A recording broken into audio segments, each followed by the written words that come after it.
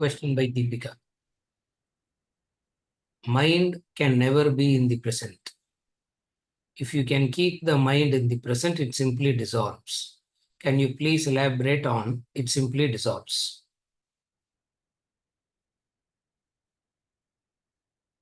That's the first question, is it?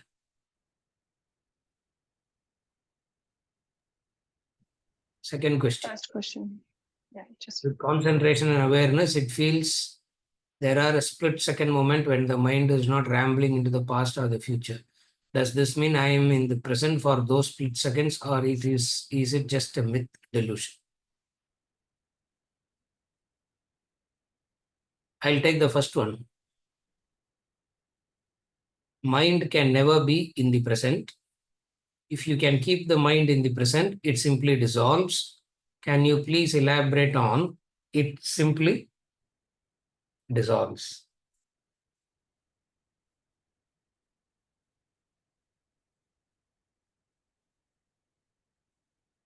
Whenever we think about time, we think about the chronological time as in past, present, and future. Whenever we think about time, we think about it as past, present, and future.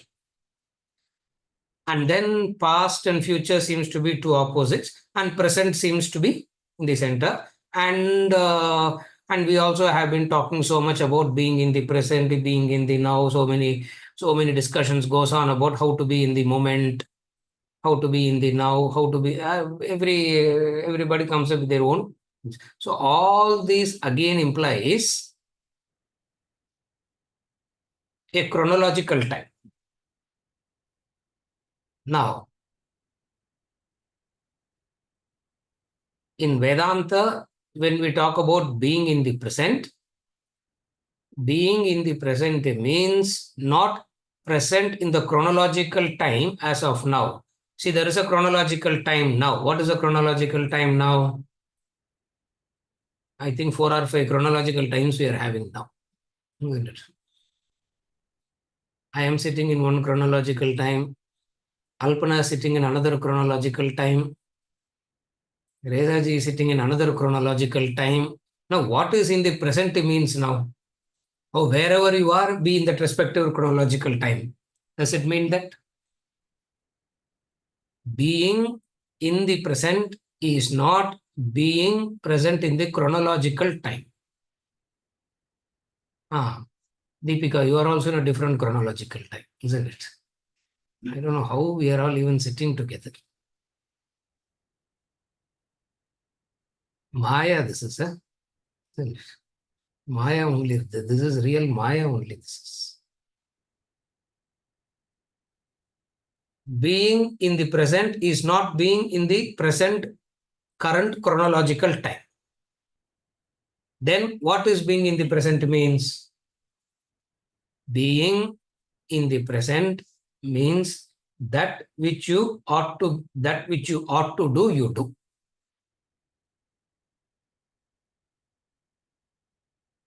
Again, I repeat, being in the present, living in the moment means doing that which ought to be done. It can be split second, it can be split minute, it can be split hour, it can be split day. I don't know how you want to split it. And if you go on splitting up chronological time, there is no such thing called chronological time beyond a point. Therefore, what is being in the present means being in the present is not present according to the clock time. Present means doing that which ought to be. If you are doing that which ought to be done, you are living in the present. When you are doing that which ought to be done, carefully follow. When you are doing that which ought to be done, no prefix, no suffix, the ego keeps on dissolving.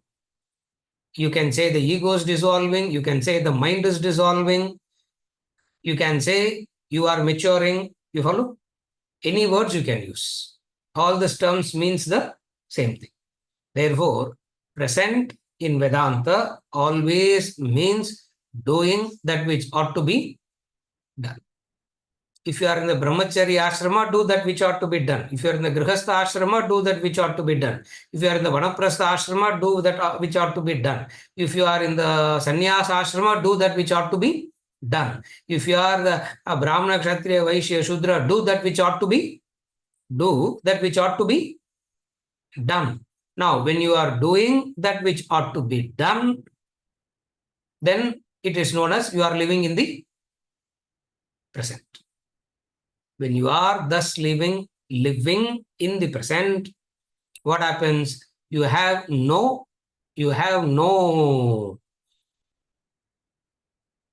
mind moving into the past or the future. When the mind not moving into the past or future, focusing on what ought to be done, then it is known as living in the present. You follow the answer?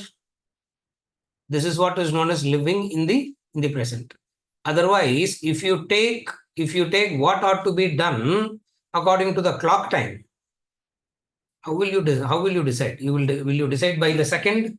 Will you decide by the hour? Will you decide by the day? Will you decide by the second, minute, hour, day? How will you decide? What is present?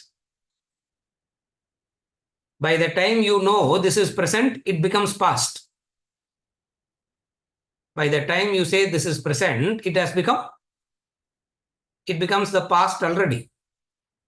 Therefore, what is this thing called the present? Everybody wants to be in the present. Everybody wants to be in the present. What is being in the present means? Being in the present means doing that which ought to be done. And who tells you that which ought to be done? The Shastras has given a roadmap. The Shastras has given a plan. The Shastras has given a roadmap. So sticking to that roadmap, sticking to the plan and doing that which ought to be done is what is called as being in the present. Distinct and different from that is what? Distinct and different from that is saying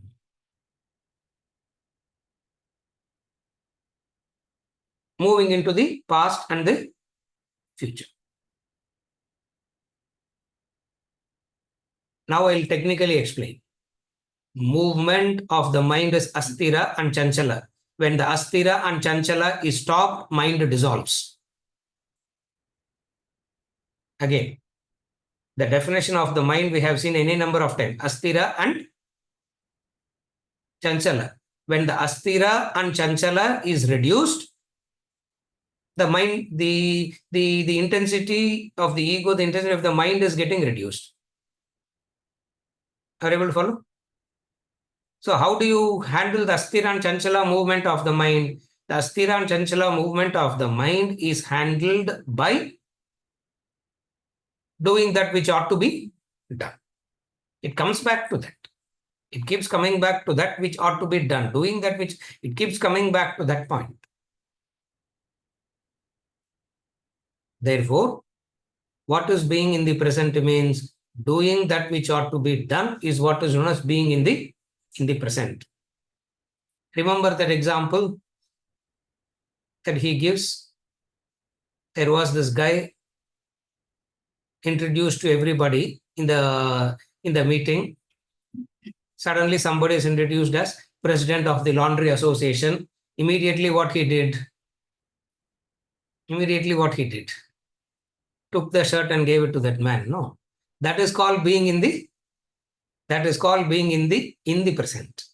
When you are in front of the laundry association president, give your clothes for laundry. When you are yogaratova, bogaratova, sangaratova, sangavihina. This is called being in the present. Are you able to follow?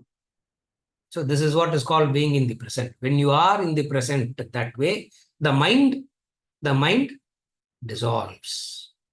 The mind dissolves. Asthira and chanchala. Two types of movement of the mind. Moving from place to place, moving within a place. Asthira and chanchala. movement within a place, movement from place to place. This movement has to be stopped. Why this movement has to be stopped? Because this movement causes fatigue. This movement is distractive. This movement causes fatigue. Okay, sir. So what if it causes fatigue? I can just, I can have a good rest and wake up fresh. No. For this reason, should we stop the movement Astira and Chanchala? No. Astira and Chanchala has to be dropped from a deeper perspective also.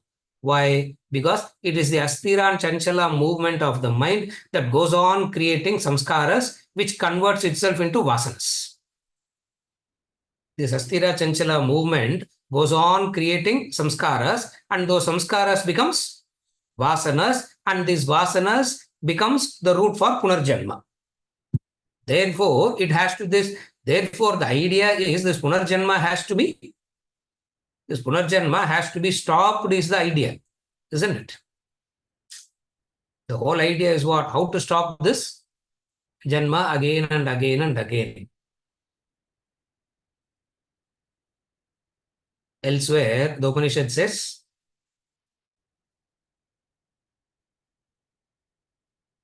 84 lakh wombs you have to go into to get into this human birth again. It is not that next birth automatically is going to be 84 lakh human births. Sorry, 84 lakh wombs. 84 lakh wombs means mosquitoes. In that mosquitoes, hundreds of varieties of mosquitoes. In cockroaches, hundreds of varieties of cockroaches. In fishes, thousands of varieties of fishes. In birds, like that, you go through many things, and then you come back again to this janma. Now, this 84 lakh cycle is again and again it repeats. Suppose if it is only 184 lakh cycle, it's okay. Imagine this 84 lakh cycle repeating itself again and again and again.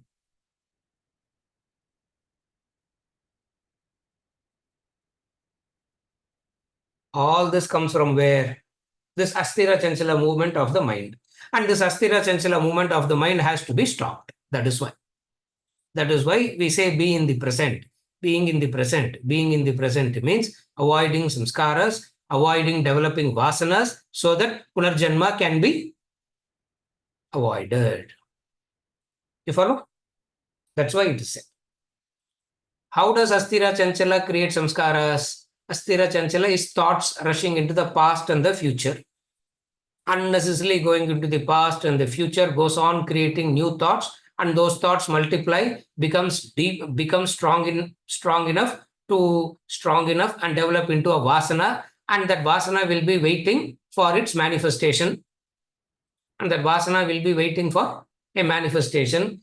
Once the appropriate time comes, it will start manifesting. And then you will act accordingly. And because you have acted accordingly, you have to face a consequence of that action. That cycle you have to, that karmic cycle you have to go through. My God, when are we going to end this? What is the point of going through all these things? When are we going to end it? Why is the cycle even maintained? Any meaning in the cycle, any purpose in the, all this becomes a very important aspect. Now, what is this Astira and Chanchala means? We have seen this any number of times. Astira Chanchala movement of the mind creates vasanas. How? Verses 62, 63, chapter 2, Bhagavad Gita, ladder of fall. Verses 62 and 63. Dhyayato vishayan pumsaha sangasteshu pajayate. Sangat sanjayate kamaha kamat krodo vijayate. Odat bhavati sammohaha sammohat smriti vibhramaha smriti vibhramshat buddhinashat pranashyati. This buddhi should keep the Astira Chanchala movement in check. This buddhi, the intellect, should keep the Astira Chanchala. What is Astira Chanchala? All starts with a thought. Just one thought here, just one thought there, and I go on and I go on associating with the thought, and I go on associating with it, giving momentum to it.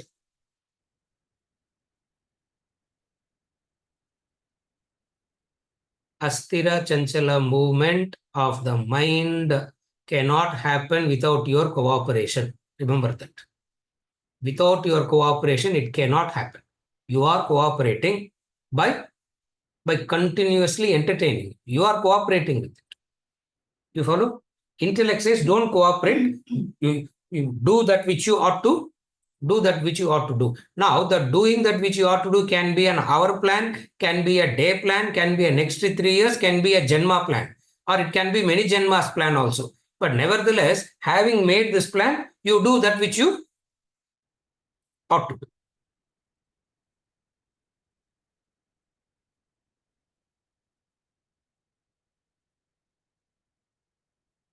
You don't make the plan, let the Shastras make the plan. You don't make the plan. That's all he's saying. Let the Shastras make the plan for you. But how will they know me, sir? They don't know me, no. How can they make a plan without knowing me? You can be known, you are so predictable, you can be known so easily. Knowing you is not a big, knowing Brahman is the challenging. Knowing you is knowing you is very easy. So predictable it is, isn't it? Knowing a human being is not at all difficult, provided you have gained some clarity. If you don't have it, then that is so complicated. It's so predictable, isn't it?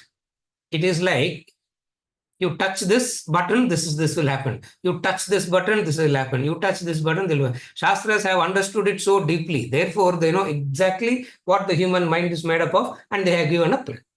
Are you able to follow? Therefore, Asthira Chanchala type of movement has to be stopped. To stop it, being in the present. Being in the present means this. Now, what is this Asthira Chanchala movement? You see something,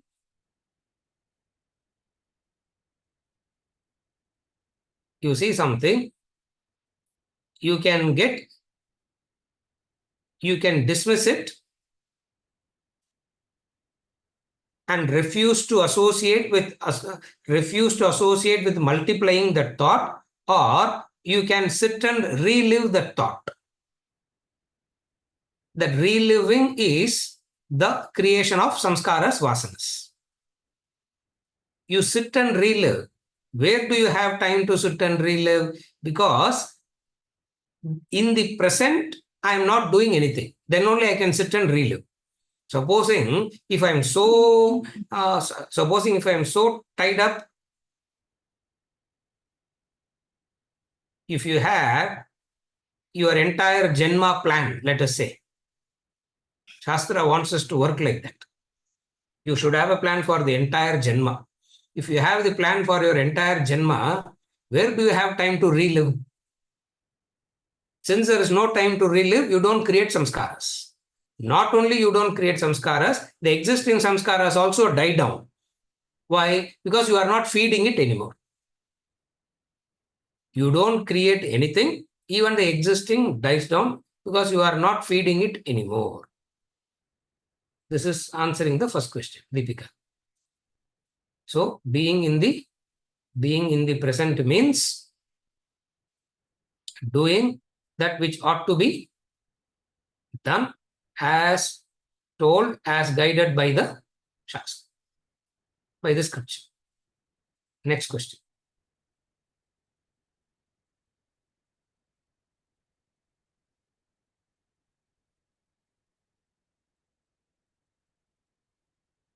With concentration and awareness, it feels there are a split-second moment when the mind is not rambling into the past or future. Does this mean that I'm in the present for those split second, or is it just a myth or a delusion? Continuing what I said, Deepika. Continuing what I said, don't try to understand being in the present with this awareness and all these words. This awareness, all this is a very, very terminology which makes no, which is too messed up, abused words. That too in the modern day context, this word awareness, this word concentration, all this is like so abused, misused words, these words are. So, if you are in the split second, does it mean you are in the present? The answer is, I'm not saying yes, I'm not saying no, I'm saying that is not the way to analyze it. Are you able to follow? I'm not saying yes, I'm not saying no, I'm saying that is not the way you see whether you are in the present or not. That's not the way to measure.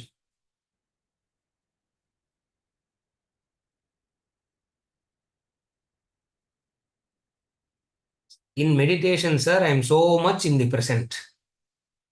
I'm so much living in the present. Are you able to follow? People say that in meditation, I am so much in the present. No. Vedanta comes and says that is not the definition of being in the present. Therefore, don't connect it like that. I'm saying that is not the way to measure it. I'm not saying it as, I'm not saying yes, nor am I saying no. The way to measure it itself is wrong. You understand?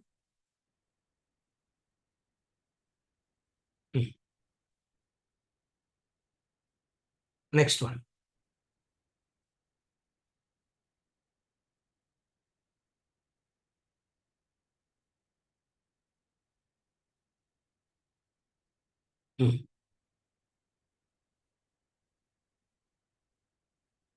Question by Ranjini. Reference. Fall of Human Intellect, Chapter 5, Vital Role of the Intellect. You said, basic primary function of the intellect is to assess rightly. In order to assess rightly, you need to know what it is made up of objectively. This is what is said. Question. Please elaborate upon what does you need to know what it is made up of mean? What does it include? Second, how to assess objectively? Indicator for objective assessment, please. First, please elaborate what does you need to know as in what it is made up of. Basic primary function of the intellect last week, we said, is to assess rightly. In order to assess rightly, you need to know what it is made up of. In order to know what it is made up of, what is it that it is made up of? What it is made up of? Everything is made up of nama, rupa, guna, karma. Are you able to follow? Everything is made up of name, form, gunas, properties, guna, karma, action. Nama, rupa, guna, karma. In order to assess anything, I need to know the name, the form, the guna, the karma. Are you okay?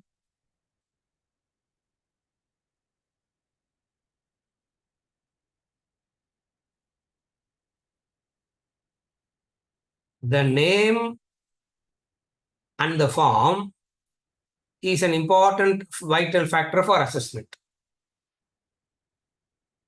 What is that nama rupa means? The name and the form. What is assessment of name and form means?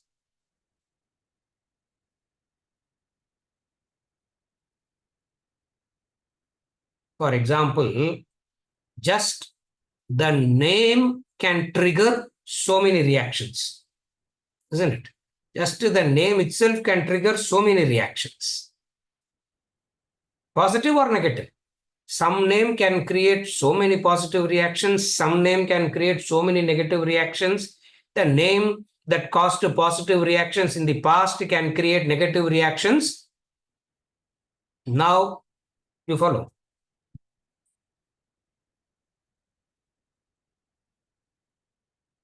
Objective assessment is what? The name is only a functional utility. You follow? Name is a functional utility. Forget it. Form.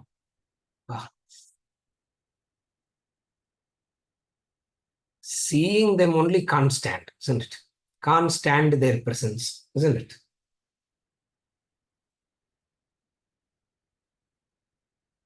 In assessment, name and form is the outer way, superficial. Guna is the real essence of every human being. Very difficult is to assess the guna. Why? Because we don't know the gunas. One. Number two, we don't understand the helplessness of the gunas, how the gunas bind. First is knowing the gunas. Second is how helplessly every being is bound by the guna. We don't understand that. Number three, we get carried away by the external front. You follow? We get carried away by the external front. Now, getting carried away by the external front means assessment is not done rightly. What is getting carried away by the external front means? Shakespeare, one may smile and smile and smile and yet be a villain. It means what? What the person is expressing versus what the person inside is can be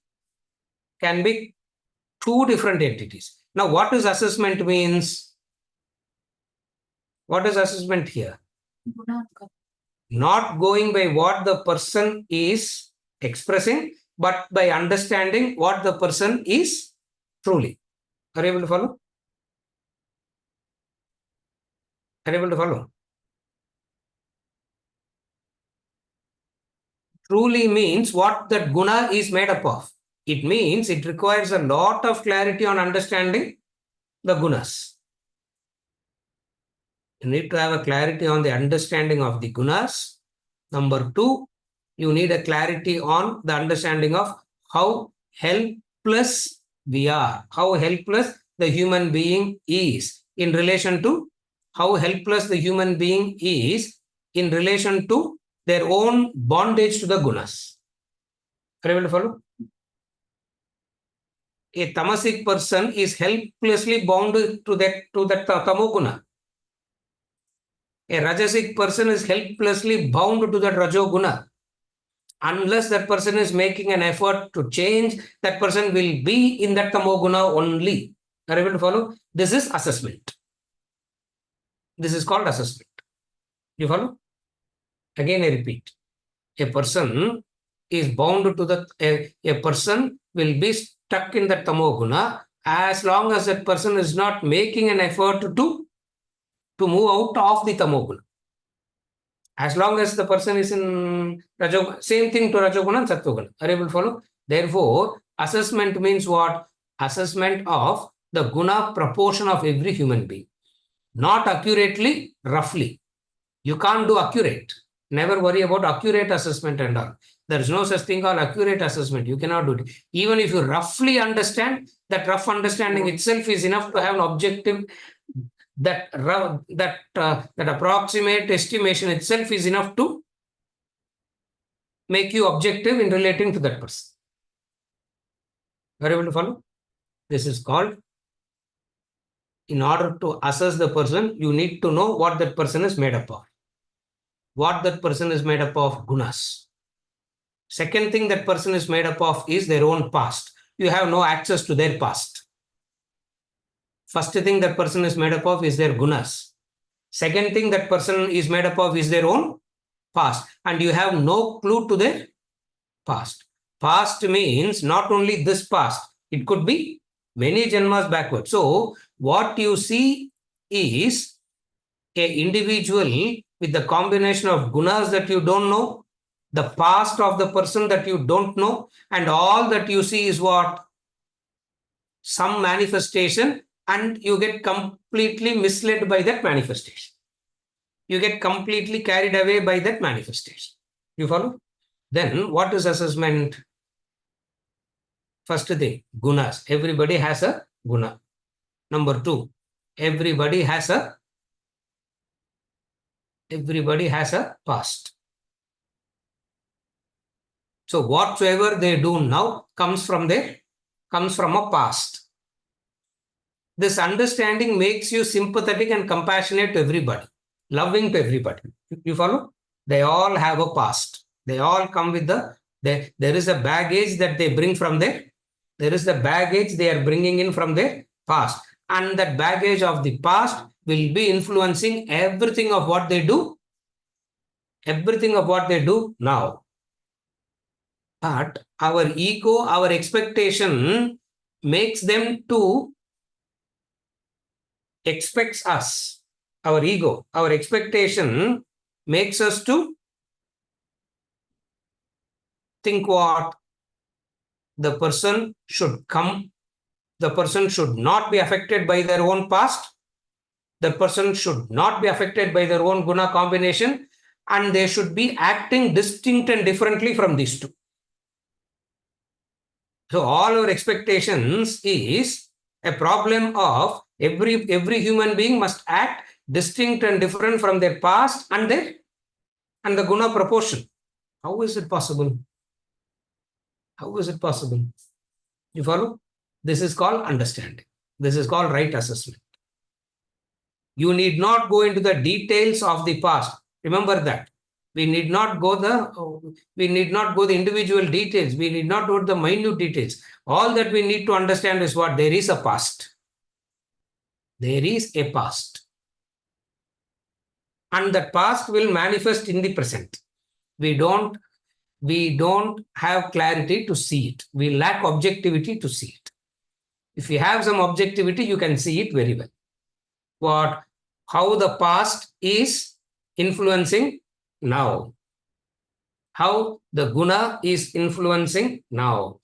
The sattva, rajo, tamo guna, their own past environmental upbringing, conditioning, many janmas of that, all that. You follow?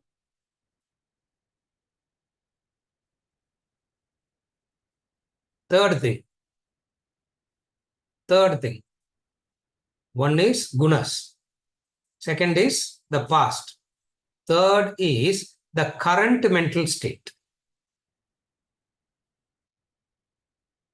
The current mental state, some minute aspect of that individual can be so flared up now, and you can misunderstand that to be that person. You follow? Something of the past, some present mental state. You follow? How to assess rightly? Assessing the gunas, understanding that everybody has a past, and that past will have an influence in the way that they are operating now, in the way that they are behaving now, in the way that they are functioning now. It will have its influence.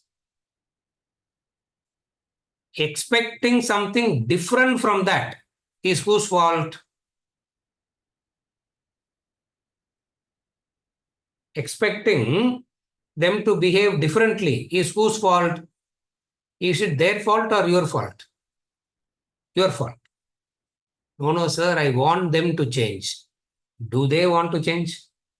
You want the whole world to change, isn't it? The question is, do they want to change? Are you able to follow? Remember that example I always keep giving. The nature of the scorpion is to sting. The nature of Ramakrishna is to say. The scorpion was floating in the river. Ramakrishna plunged his hand and took the scorpion out of the water.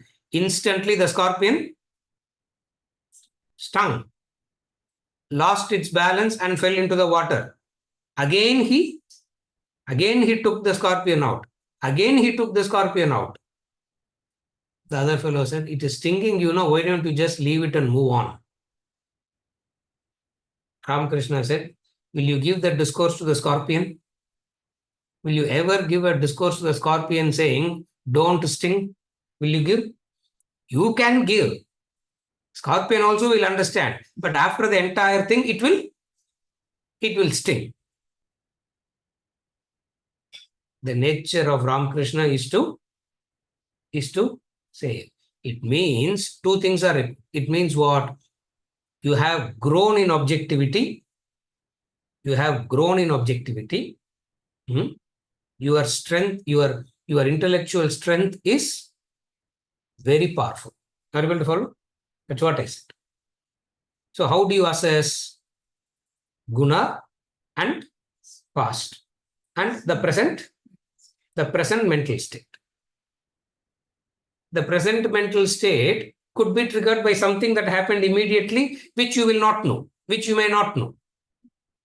You follow? The present mental state could be triggered by something which you may not be aware of, isn't it?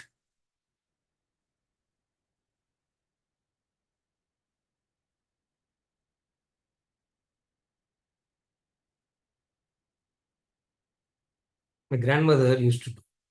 As soon as I come back, first, even before entering the house, my sister will stop me at the door.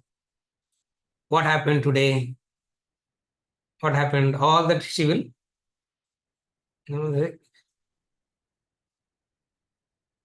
first let him settle for a few minutes.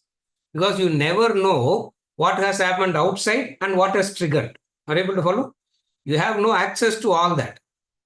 That is called objectivity. Are you able to follow? Just opposite of that is what? I am waiting for so long. Because I am waiting for so long, irrespective of what happened, I pounce on the other. You follow? This is called objectivity. So everybody comes with their guna, their own past, plus the current mental state, which can be triggered by anything. You follow? Which can be triggered by anything. We won't know that. Actually, we will not know that. Is it okay? Do we have anything in specific? Does likes and dislikes as well as selfishness has a role to play in this? The clarification is, does selfishness, likes and dislikes have a role to play in assessment of others? You should not be using this. You should not use your likes and dislikes. You should not use your selfishness to assess the other. Your likes and dislikes and selfishness must not come into the picture at all. Are you able to follow? You are asking about the assessor likes and dislikes, no? Or the other person's likes and dislikes. So the question is how to assess the other. What is it? So for which you said that to assess the other person, you should have the 3 points. Yes. So added to that, the fourth and fifth is likes and dislikes and selfishness. Whose likes and dislikes and selfishness? The other's likes and dislikes and selfishness? No. Will it be? No, you cannot know the other person's likes and dislikes. You cannot know the selfishness of the other. All that doesn't come under. All this doesn't come under. To assess the other person, others' likes and dislikes and selfishness. The likes and dislikes and selfishness of the others is not my subject matter of assessment. Is it part of assessment? No. No. That's why I'm not bringing in likes and dislikes, selfishness. The clarification that she's making is, you have added 3, she's adding 2 more to that. 3 plus 2. What is the other 2? Selfishness and likes and dislikes of the other. Now the selfishness of the other, likes and dislikes of the other and all is not that is trespassing the boundary. Assessing the likes and dislikes of the other, selfishness of the other is trespassing your boundary. In assessment, you should know what you should assess, what you should not assess. What you should not assess is the likes and dislikes and selfishness of the other. Because you do not know how to assess likes and dislikes. In your eyes, everybody already looks selfish and self-centered. What is the assessment there? It's already known. Correct? See, assessment in another, you don't know. Are you able to follow? Assessment implies you don't know. Supposing, do I sit and assess whether they are selfish or not? Do I sit and assess what is their likes and dislikes? Are you able to follow? This is the poor way of assessing the other, which will not give you an idea of the other at all. That is why we never use likes and dislikes. To assess the other, we don't use their likes and dislikes as a tool. For self-assessment, use likes and dislikes, selfishness. For your own assessment, do that. Because we do not know how else to assess. See, it's very simple. You follow. For example, in order to assess anybody, first question you ask is what? What do you like? Correct? If anybody comes to your house, what is the first question you ask? You don't know how to assess that person. Because according to you, likes and dislikes is the person. So you ask, what do you like? What would be the right answer?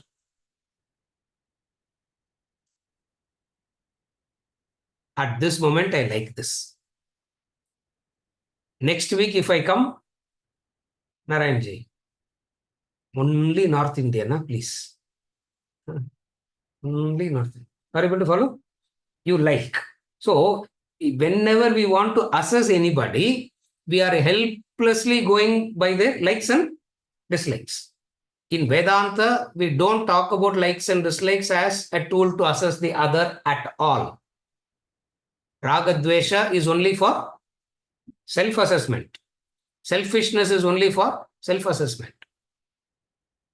Guna proportion. Guna guneshu vartante, he said. Raga Dvesha vartante, he never said. In the Bhagavad Gita, he said, Guna guneshu vartante. Guna guneshu vartante means gunas will associate with gunas, that's all. Student will associate with student. Movie person will associate with movie person.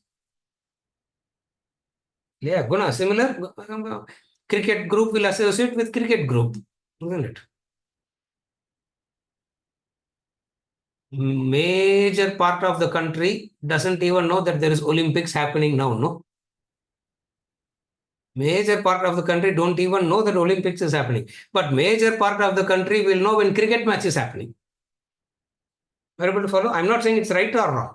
So in assessing the others, never bring in the likes and dislikes of the other, never bring in selfishness of the other. Because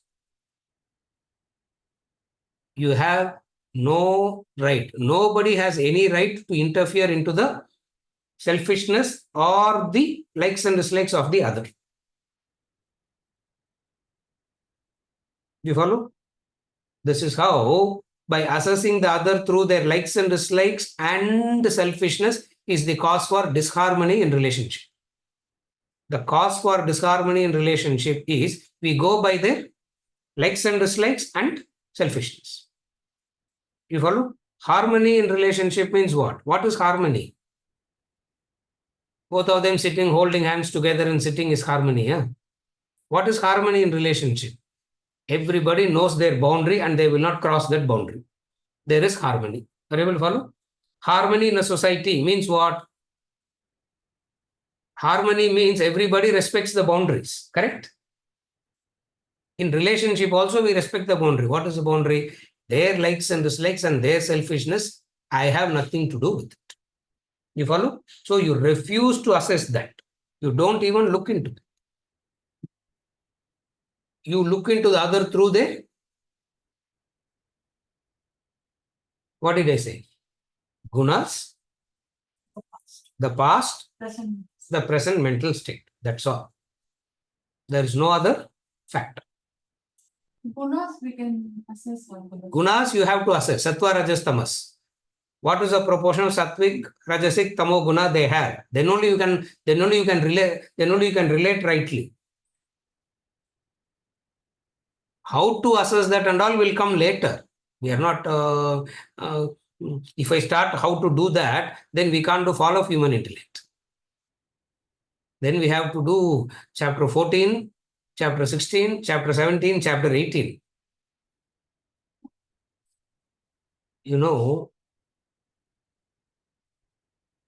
everybody's Bhagavad Gita scholars here.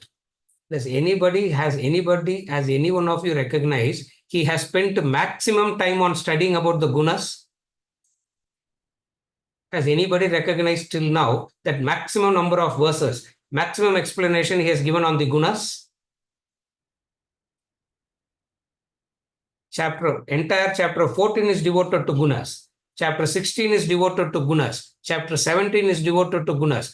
The first half of chapter 18 is devoted to gunas. In the third chapter, he talks about gunas. In the second chapter, he talks about gunas. And yet, we miss the discussion on gunas completely. Are you able to follow? We miss it so completely, we have missed. Why?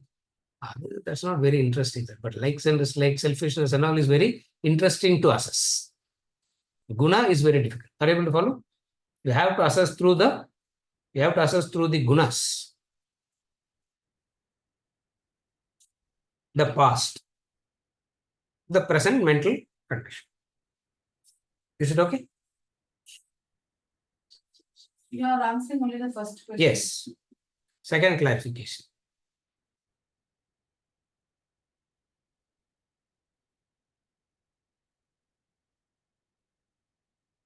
How to assess objectively? Indicator for objective assessment.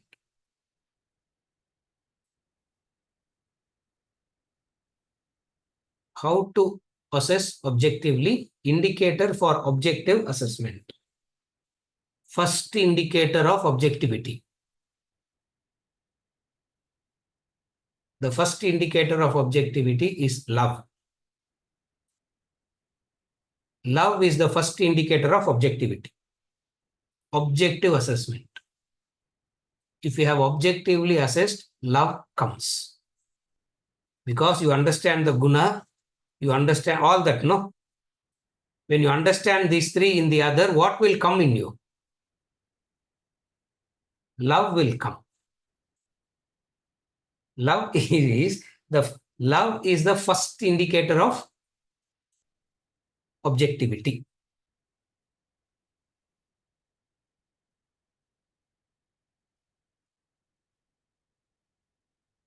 What is the indicator of detachment? Love, isn't it? The first indicator of objectivity is love.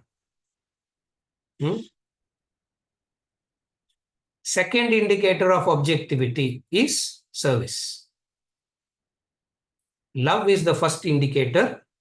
Service is the second indicator. Wherever love and service happens, it means assessment has happened rightly. The indicators of objective assessment.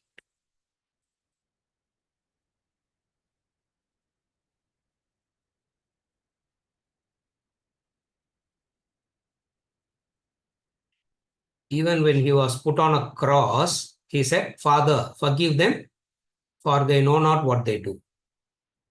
That is objective assessment. Even at that point of time, what came out? Love and sacrifice. Love and service, isn't it? Even at that point of time, he is praying to God to forgive them. Father, forgive them, for they know not what they do. What is the indicator of objective assessment? Love is the first indicator. Second indicator is service. You follow?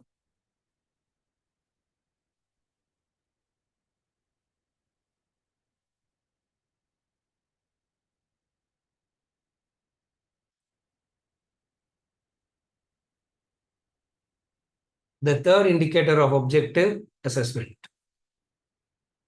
You become a mitra, friendly. You are so friendly. Are you able to follow? You are so friendly. What does friend means? A friend is one who knows your faults but doesn't judge you based on that fault. That is friend. Who is a friend? A friend means one who knows your fault but doesn't judge you based on the fault and limitations of you. Correct? Then only it's a friend, no? Are you able to follow? That is why we are so comfortable with the friend. Why? That which can't be shared with the closest family member, we can share with our friend. Why? Have you ever noticed it? Have you ever observed it? We have something something you want to share, you cannot share with your close family member, but you can share with a friend. Sometimes in the train you can sit and share with some third person also. Isn't it? Yeah, you can sit and share with the third person in the train. You can sit and share with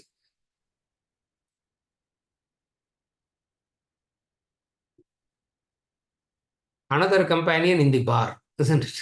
But not with the person, not with the family. Why? Judgment. The fear of being judged. We do not know how to assess and not to judge. Assessment is necessary. Judgment is not. You should not judge. Judge not others. Okay, you can judge, but be ready to be judged by the same standards. That's all. You can judge, no problem in judging, but you should also be ready to accept that you will be judged by that same standards. But human being always have double standards, isn't it? One rule for me and one rule for the rest. You follow what I'm saying? So, what is the indicator of objective assessment? First one, love. Second one, service. Third one, friendly.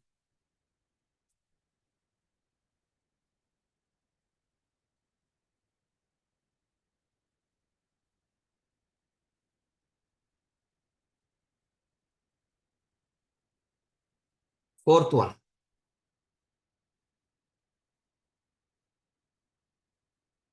you having been a beneficiary in some way with the other, you will retain your gratitude still.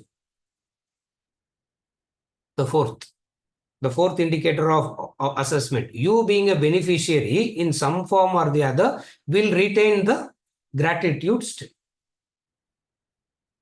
These are all the indicators of objective assessment. They're impossible, sir. These four things that we have said is such a impractical list.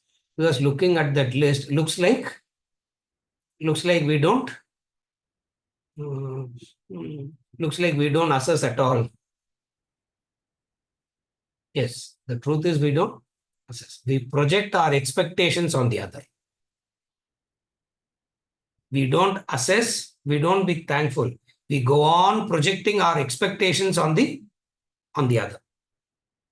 You follow? So what is he saying? Don't project your expectations on the other. Don't project your expectations on the other.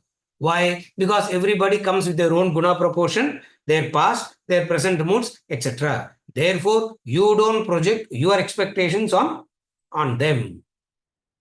Lastly, they are battling their own likes and dislikes. They are battling their own expectations. They are battling their own frustrations. Everybody is battling their own expectations. Everybody is battling their own likes and dislikes. Everybody is going through a battle. Isn't it? So, assessment means what? Recognizing the battle that the other is going through. And when you recognize the battle that the other is going through, what would you want to do? You would say, right now, I don't have the capacity to come and help you because I myself lack strength. I myself lack strength. When one weak person cannot go and support another weak person. So what does one do? You become strong. That is where the strength of the intellect, the vital role of the intellect and all comes. That's where strength of the intellect comes, vital role of the intellect and all that comes. So you don't go and help the other. You try to be Strengthen himself. You strengthen yourself. As you are strengthening yourself, you can pray for the other. You can pray for the other. And we have lost the conviction in prayer as a very powerful action. We have lost conviction in that. In our mind, action means that manasam karma, vachikam karma is not karma at all. In our mind, karma means going, either I go and do, or if not, I'm not doing. No. As you are strengthening your intellect, you can still help others. You should help others. Not only you should help. As you are strengthening your intellect, you should help others also. Now, how can you help others as you are strengthening your intellect? That's where you can pray. Loka samasta sukhino bhavantu, sarvasan mangalani santu. Loka samasta sukhino bhavantu, sarvasan mangalani santu. All the prayers go like that, no? Go brahmanebhya shubhamastu nityam, loka samasta sukhino bhavantu. Loka, let the samasta lokas. Samasta loka means the seen and the unseen. There is the seen loka in front. There are unseen lokas. Pray. Manasam karma, vachikam karma, kayakam karma. Thought, word, and deed. Manasam karma is thought. Vachikam karma. You can send a good. You can. One of the powerful way of helping the other is through word. Satyam, priyam, hitam, anudvekakaram. Look at that. Look at the conditions he put. You remember that? Anudvekakaram vakyam, satyam, priyam, hitam. So he said that because Shastras lay a lot of importance on Anudvekakaram vakyam, satyam, priyam, hitam. It means that word is a very powerful tool of helping the other. It can be priyam, it should be hitam, it should be satyam, it should be anudvekakaram. All this, vachikam karma. Kayakam karma is what I can go and actually do. Instead of worrying about actually doing, because your primary responsibility is to strengthen your intellect first.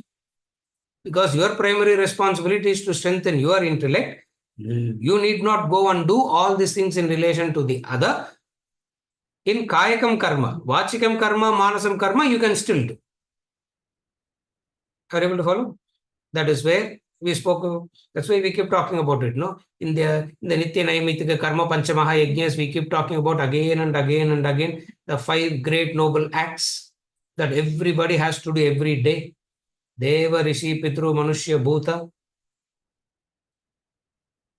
Most of it is Manasam and Vachikam. Most of it is Manasam and Vachikam. Do it. Enough. You follow? This is how you objectively indicators of objective assessment. Is it okay? Something else also I saw. Is there anything else? Just clarification by Amit. Just put it there. Oh, okay. Is Desha Kala Patra relevant to assess a situation? Yes. Desha Kala Patra is a very relevant to assess the situation. Time, place, and person. Next one. How to assess someone's gunas?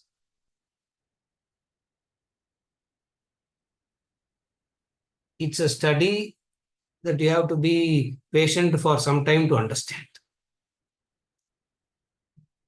It's a study that you have to be patient to be able to understand. It cannot be, I cannot say how to assess someone's gunas in one session. In one session, we cannot say that.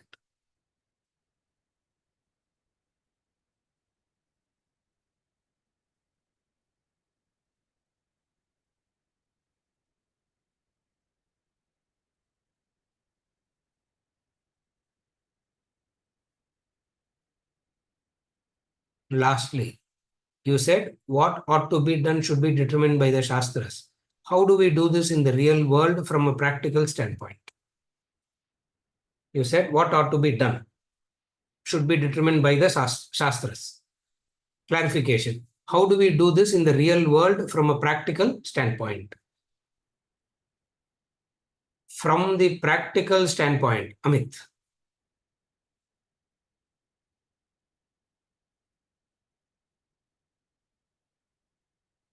Shastras never gives us generalized advice. First thing you should remember that. Shastras never gives us generalized advices. Shastras always gives us clear advices. Based on what? Based on the two classifications. The two classifications is known as Varna and Ashrama. Belonging to which four aspect of the society? That is Varna. Varna means four parts to the society.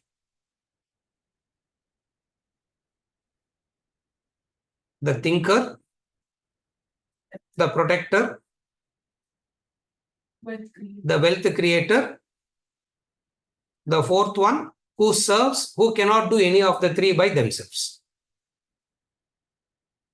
Society is made up of these four categories. What are the four categories? The thinker, the wealth creator, thinker, protector. Third one is the wealth creator. The fourth one is serves all of them. Understand the society as a pyramid. Nowadays they talk about the pyramid, no? Understand it as a pyramid. So in the pyramid, in the base of the pyramid, which is long, always has the fourth category a lot. Then comes the wealth creators. Then comes the protectors. Then comes the thinker. This is the pyramid. That is called Varna. That's called Varna Vibhaga. Varna Vibhaga means classification of the society based on which category you belong to. Then comes the second. What is the second? Ashrama Vibhaga. Ashrama Vibhaga means which stage of life are you in as the individual.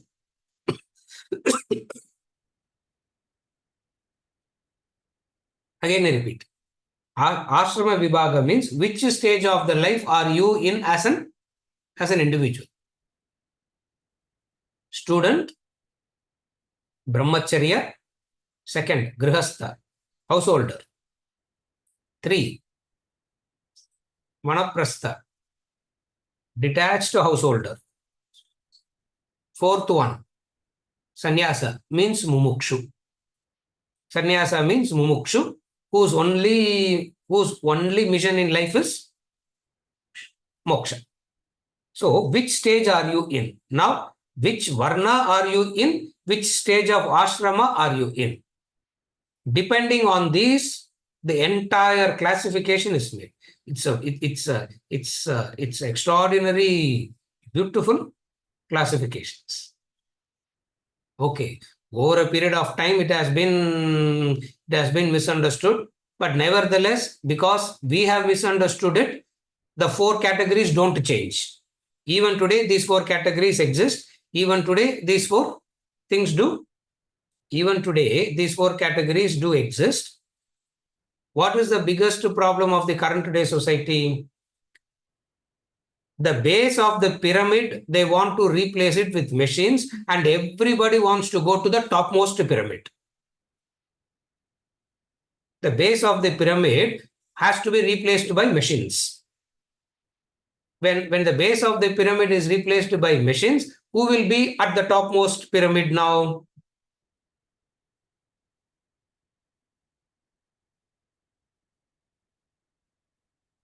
Can a society exist like that? Can that society survive? It cannot exist, it cannot survive. Therefore, the Shastras never give us that which is impractical. Shastras always gives us that which is practical only.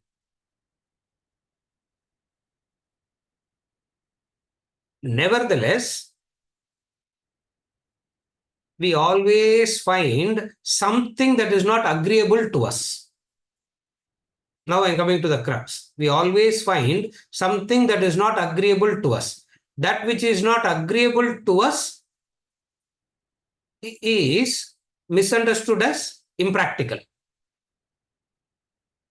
It is not agreeable to us. Not that it is not practical. It is not agreeable to us. Just as eating the right type of food is not agreeable to us. The junk food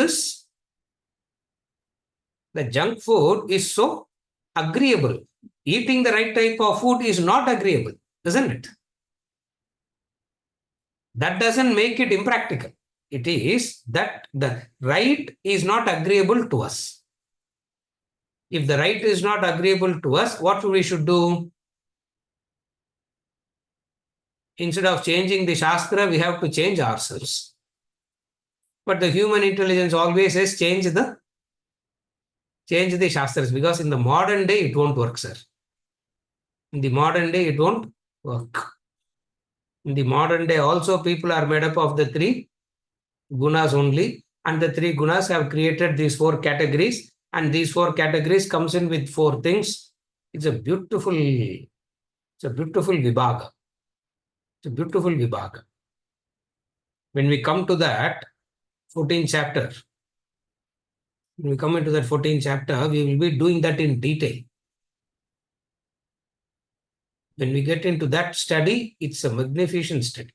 All studies are beautiful according to me. Every word in the Shastra is so beautiful.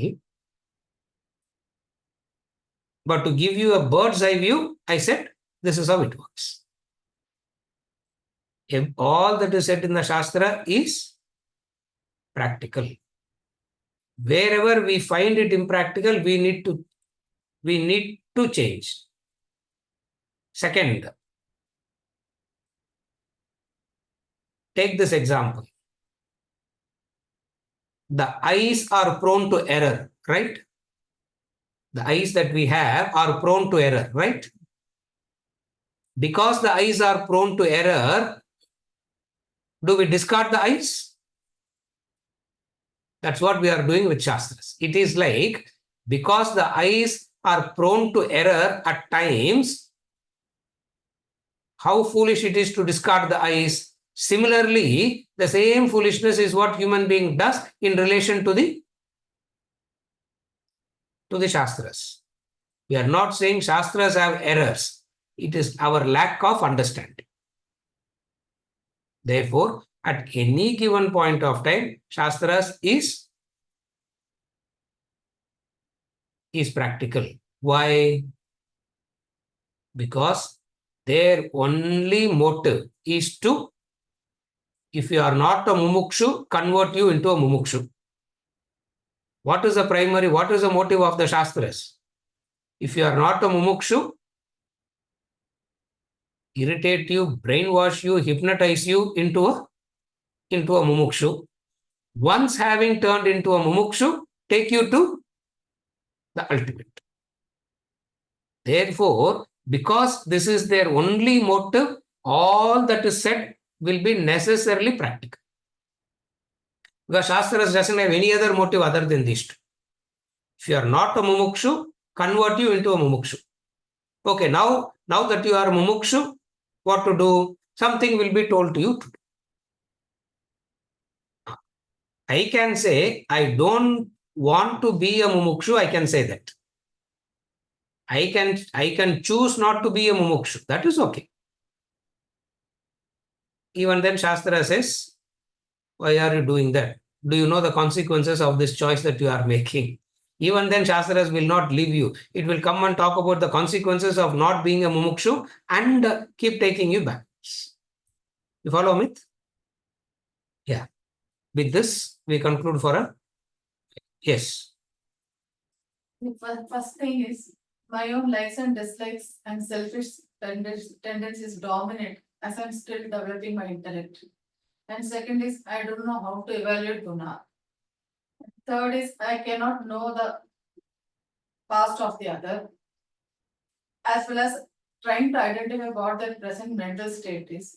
So with all these things in me, how can I assess things in the interim till I develop intellect and learn how to evaluate things? The clarification is all the four that you said about assessment, I don't know. What are the thing you don't know? Your own, like my own likes and dislikes. I have my own likes and dislikes and selfish tendencies. Yes, I am a victim of my own selfishness and likes and dislikes. Yes. Yes. And I am also trying to develop my intellect. Yes. And secondly, I am not able to know how to evaluate the others' gunas. Yes. And thirdly, I don't know what their past is. I can never know. Yes. And finally, I am not able to recognize the present mental state of the other. Yes. With all these things as a package. Yes. And then in the interim, you have to assess to relate with the other person. Yes. So in the meantime, how can you assess? In the meantime, in the interim period, when all that you said I don't have, in the meantime, how do I assess? You cannot assess. You have to go and ask somebody who is wise and accept it. That is impossible. That's where ego will not bend. Ego will not bend. You have to go to somebody and take that person's assessment. You have to borrow the intellect of somebody. The clarification that Ranjit is coming up with is, all this requires an intellect, and I myself is in the process of developing the intellect. In the interim period, how do I assess? You cannot assess. You need to go to someone who has an intellect and accept their assessment, which your ego will not accept, which your ego will not like. Are you able to follow? Therefore, in the interim period, if you don't have an intellect, what do you have to do? Borrow the intellect. Shraddha is required to borrow intellect. Lot of Shraddha is required to borrow intellect. Shraddhavan labhate jnanam. Lot of Shraddha is required to borrow the intellect. Because you will always go on, you will always come back thinking, that person also has some ulterior motive. You can never, that person also has something. That person also, otherwise, how is it possible? You follow? That's why this borrowing intellect in the interim period, we don't even talk about it. The ideal way is what? Borrow the intellect. And when you borrow the intellect, Shraddha is required. Trust is required. You follow? You can't ask how to trust now. You can't ask that question, how to trust. Because trust is the faculty with which we are all born. We don't have to create it. We have to use that faculty. Trust is the faculty with which we are born. We need to make use of it faculty at which we are born. That's all. Are you able to follow? See, all of us are born with the faculty to trust to know. All of us are born with the faculty to trust. It's a God's given gift. Make use of that gift. Make use of that gift. But sir, if I am misguided, in case if the person that I go to itself is wrong, you exactly got what you deserved. Now move on. Where is the problem? You exactly got what you deserve. Now you can move on. Where is the difficulty? Impartiality. Intellect is an impartial assessor. No emotions come into play at all. You follow? Yeah. With this, we conclude for today and we continue next week.